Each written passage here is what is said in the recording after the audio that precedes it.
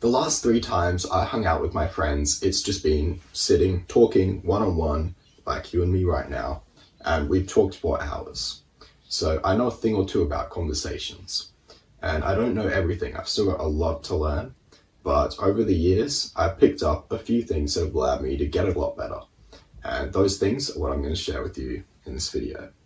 The first thing is that you shouldn't expect every conversation to be good.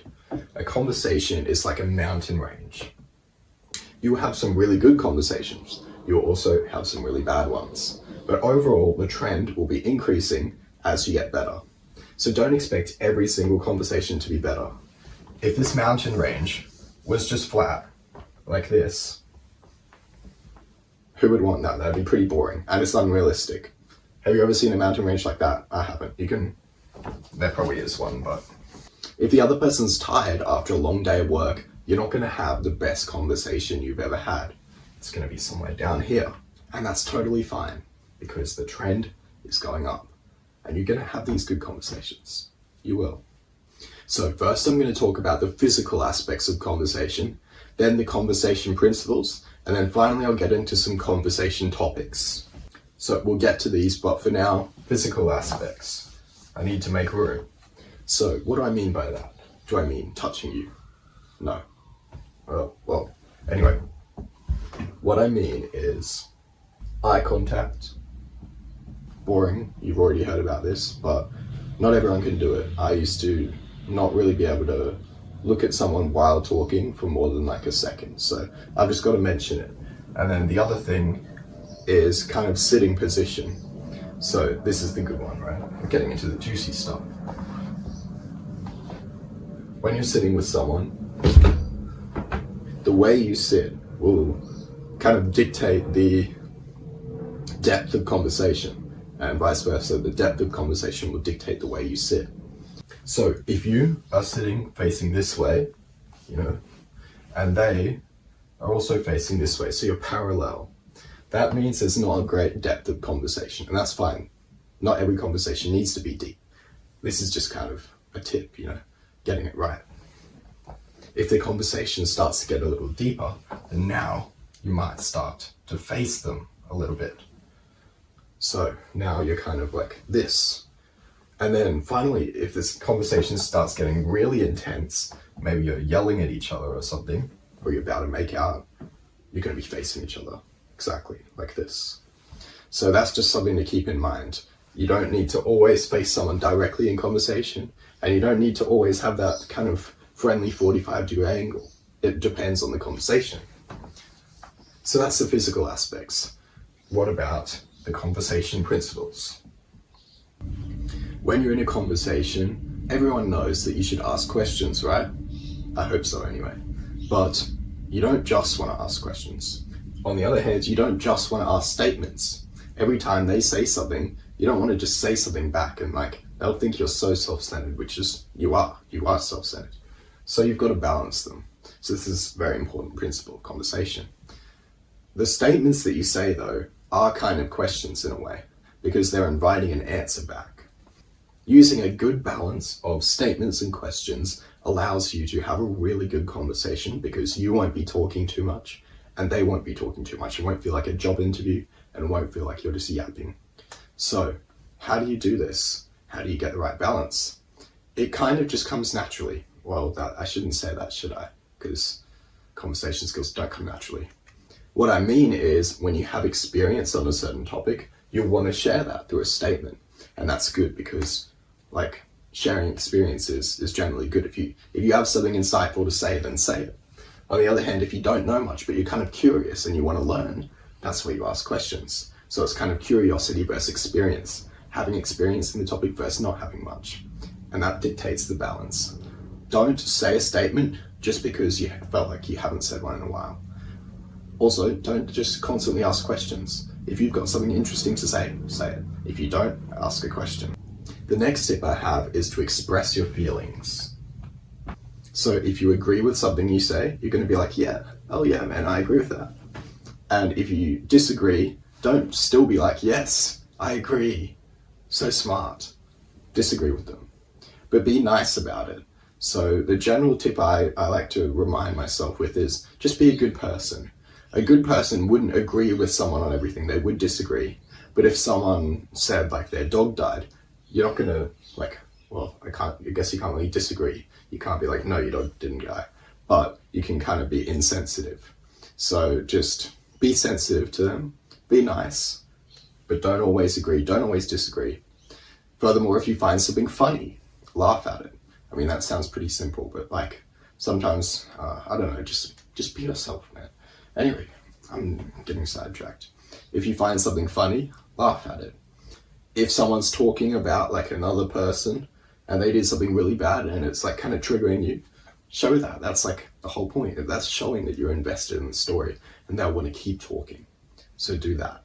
If you do this, you might not even need to ask a statement or a question. You literally just show some emotion and then they're like, yes, I'm going to keep talking because this guy's listening.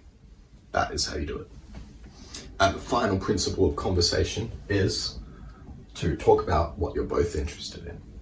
And this is kind of like the whole next section because this leads into the topics, conversation topics. So conversation topics. I hope you guys are excited to hear this. You know what you should do? This is where you got to get at them conversation starters. Conversation starters, let's go. What do you do if you feel shy? What do you daydream about? This is the good stuff right here. No, I'm just kidding. So having some conversation starters can be a good strategy, and I kind of have a couple that I use, such as I ask, what do you like to do for fun?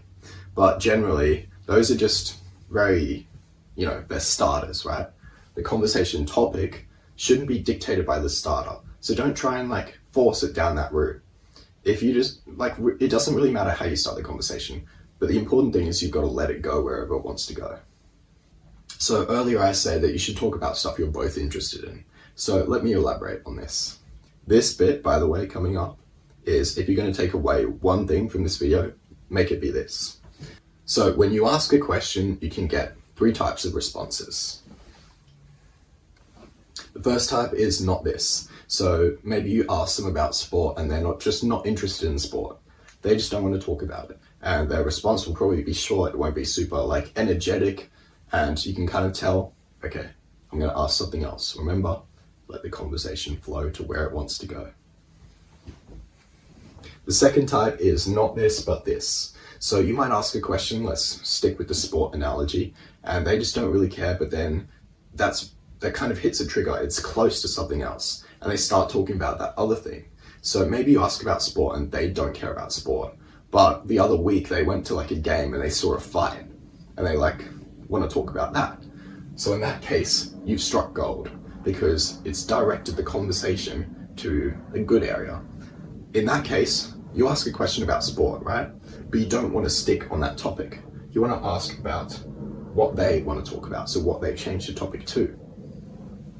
The third type is this. So that's where you ask a question and instantly their eyes light up, they just talk about it, and you just sit there going like, because they just won't stop talking. That is, you've struck gold. Even better than this. And yeah, that's pretty self-explanatory. But this is all just them, right? But I said you want to talk about something you're both interested in. And I stand by that because after a while, they're going to stop talking. And if you're just going like, yes, but you don't really care, you're not going to have anything to ask. And when I say that you have to both be interested in it, I don't mean you both have to like that thing, or you don't have to both have experience in it, but you have to either like it and enjoy talking about it, or you have to be curious about it. Because if you're curious, you'll have questions. If you like it and enjoy it, you'll have statements and questions. So you can also, conversely, you can have 3 types of answers. So you can not be interested in their answer. You can be not interested, but what they've said has kind of reminded you of something else. So then you can talk about that. Or what they've said is just resonates with you and you're like, yes, I want to talk about this. So the ideal matching is this, right? You want to talk about it, they want to talk about it. Whoops. But plenty of conversations are this. Like, when you talk about something and then they say something else and then you're like, oh yeah, say something else. And you kind of just have like that kind of fun conversation. I would classify that as this, or maybe this, or, you know, something like that. Some conversations, though, are gonna be this. You don't really care, they don't really care. It also might be this. They care, they want to talk about it, but you don't. If you have this for either person, like they don't want to talk about it or you don't want to talk about it, that's where you just keep moving on and keep trying to find these, because these are the good ones. And as I said, it's totally fine to be down here. Like, plenty of conversations are going to be like that because you don't agree with everything, with everyone on everything, and you don't share everyone's interests. That's good because we don't want to all be the same person, do we? So how can you actually apply this to your conversation? So when you're asking questions and giving statements, you're looking for things where they increase, their answers are given with high energy and they are longer in duration, because that means you've hit one of these things. But then if you don't really care about it, then you want to keep searching. If you are interested as well and they're interested, you've struck gold and you want to stay on that. And eventually that conversation will end. You can't just keep talking about the good thing, no matter how good it is. Eventually it'll end. And that's totally fine as well. The next time, you'll come back to it. And this brings me on to another point, which is that a lot of the time, you're not going to realize that they're interested in something.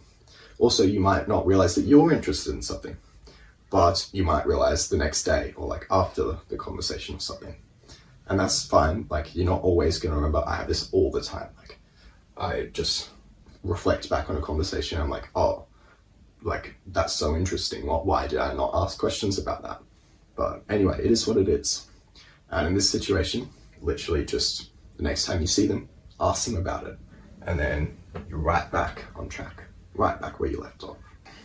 So apologies for the messy drawing, but I hope with these new tips under your belt, you'll be able to have much better conversations, lasting a lot longer. But remember, it's that jagged slope, right? There's going to be some lows, there's going to be some highs, but in the long run, you'll get better. So I'll see you next time.